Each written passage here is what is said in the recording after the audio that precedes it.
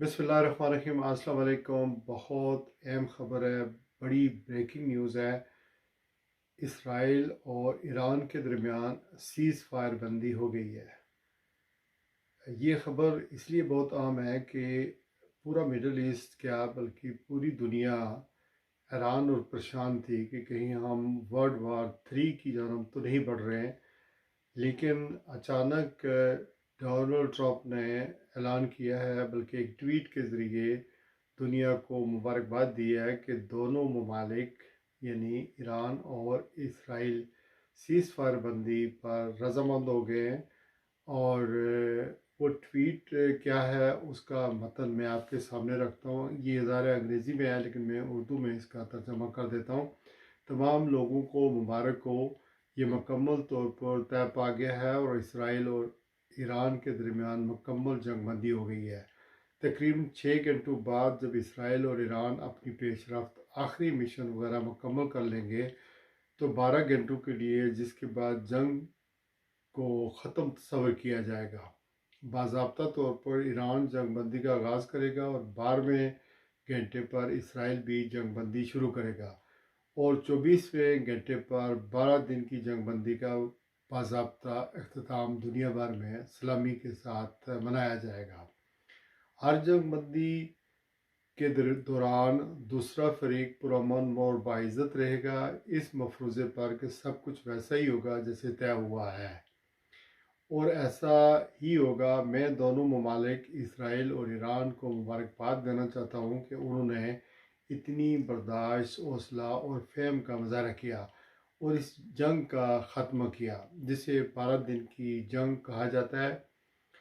ये वो जंग थी जो बरसों जारी रह सकती थी और पूरे मशरिक़ वस्ती को तबाह कर सकती थी, मगर ऐसा नहीं हुआ और कभी नहीं होगा।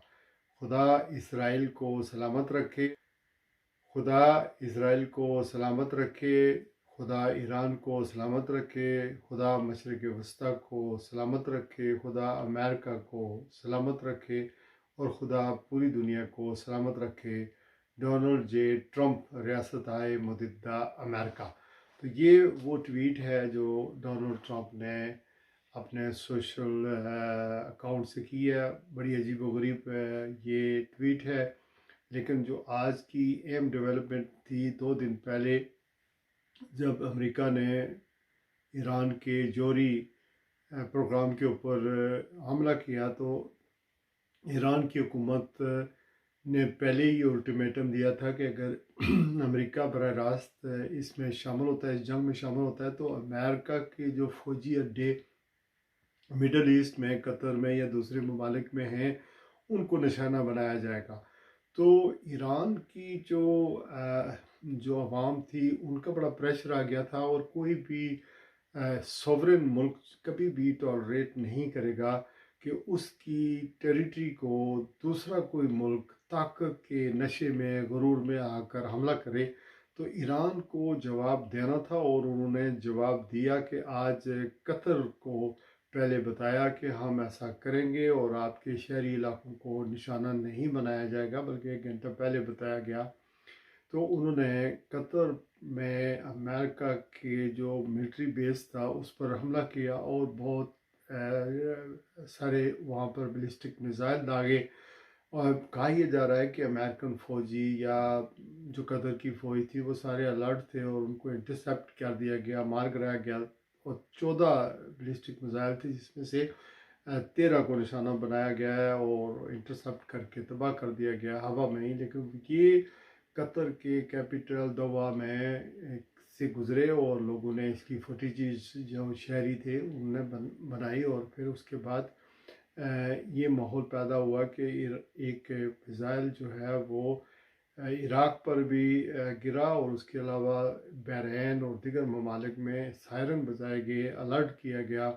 सारे मिडल ईस्ट के अंदर जहाँ जहाँ भी या मशरिक़ वस्ती में जहाँ जहाँ भी अमेरिकन बेस हैं वहाँ उनको निशाना बनाया जाएगा। दूसरी तरफ जो इसराइल है उसके ऊपर भी ईरान के हमले बड़े शदीद तरीके से जारी थे कि अचानक ये ऐलान हो गया कि दोनों ममालिक सीज़ फायर करने जा रहे हैं और इस पर रजामंद हुए डोनाल्ड ट्रंप की जानब से। अब मैं आपको ये बताता चलूँ कि जो मैंने ख़बरों को जो एनालाइज़ किया है, ये डील बेसिकली कतर ने, ओमान ने ही नेगोशिएशन इसके अंदर की है और उन्होंने ईरान को राज़ी किया है, जबकि मार्को रूबियो ने भी ईरान के साथ डायरेक्ट गुफ्तगू की है और फिर डोनाल्ड ट्रंप ने या मार्को रूबियो ने इसराइल के वज़ीर आज़म को इस पर एग्री किया है और दोनों मुल्कों के दरमियान सीज़ फायर हो गया है। मगरबी मीडिया में तो ये बहुत बड़ी खबर है और ये ब्रेकिंग न्यूज़ चल रही है 1 घंटे से, लेकिन जो ईरान है उसमें से खबरें आ रही हैं कि ऑफिशियली ईरान इस सीज़ फायर से डिनाई कर रहा है, इससे इनकार कर रहा है, लेकिन डोनाल्ड ट्रंप के ट्वीट से ज़ाहिर होता है कि सीज़ फायर हो गया है। ये ख़बर इसलिए मैं आपको देना चाह रहा हूँ कि बहुत सारी जो मिडल ईस्ट के ज़रिए फ़्लाइट्स हैं, दुनिया भर से कनेक्टिविटी जो है वो सारी फ़्लाइट्स मअतल हो गई हैं। लोग बहुत इधर भी परेशान हैं, यूरोप में, अमेरिका में जो लोग चीन जा रहे हैं, ताइवान जा रहे हैं, ये कनेक्टिंग फ़्लाइट लेते हैं, या मिडल ईस्ट में जाते हैं, या पाकिस्तान या में सफ़र करते हैं, या गल्फ़ ममालिक में, वो जाने वाली आने वाली सब फ़्लाइटें जो हैं वो नहीं चल रही हैं, वो ग्राउंड पर हैं। इस वजह से बहुत सारे लोग परेशान हैं और मैंने ये ज़रूरी समझा कि इस खबर में आपको ये ख़बर दूँ कि दोनों मुल्कों के दरमियान सीज़ फायर हो गया है और अल्लाह करे ये सस्टेन रहे।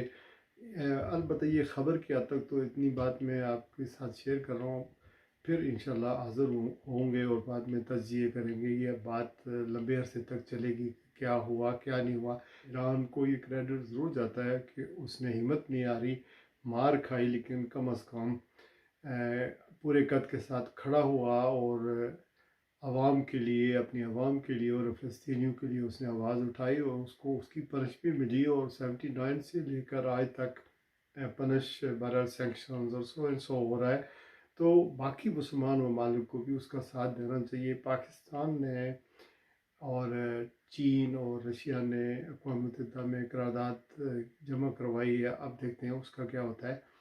लेकिन ये जो सीज़ फायर हुआ है, इस सीज़ फायर के दौरान नेगोशिएशंस होंगी और टर्म्स, रूल्स एंड बिजनेस जो हैं वो तय होंगे कि क्या होगा। आई होप कि गज़ा के मुसलमानों का भी मसला इसी नेगोशिएशन के अंदर शामिल होगा और ईरान पूरी इस्तकामत दिखाएगा। मैं समझता हूँ कि इसमें रशिया का भी किरदार होगा इस सीज़ फायर में, और फिर ईरान अगर जवाब ना देता तो सीज़ फायर नहीं होता था, चूँकि गज़ा में सीज़ फायर नहीं हुआ, चूँकि वो मारते रहे, इवन देन आज भी मार रहे हैं। तो जब आप आपस में अपनी ताकत का मुजाहरा करते हैं और जवाब देते हैं तो फिर ऑब्वियसली दूसरा फरीक भी नेगोशिएशन पे आता है, सीज़ फायर पर आता है, जैसे इंडिया पाकिस्तान की जंग में आपने देखा। बहुत शुक्रिया, अपना ख्याल रखिएगा, अल्लाह हाफ़िज़।